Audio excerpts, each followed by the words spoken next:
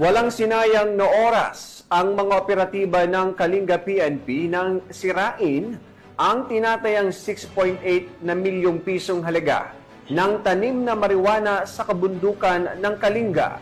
Sa bisa ng anti-illegal drug operations, pinutol, binunot at sinunog sa mismong taniman ang mga halamang iligal na matagal nang sumisira sa kinabukasan ng mamamayan. Tunghayan ang report ni Patrolwoman Digman.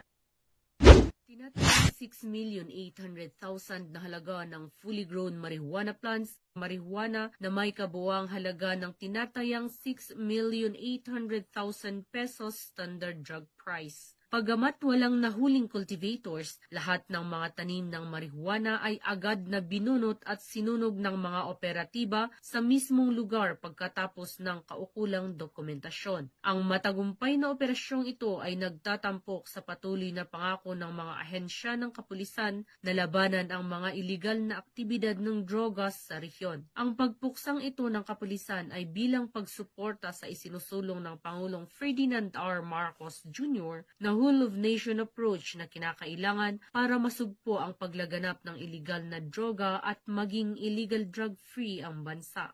Mula dito sa Rehiyon Cordillera, ako ang inyong PNN correspondent, Patrolwoman Digman, alagad ng batas, taga-taguyod ng Balitang Pulis.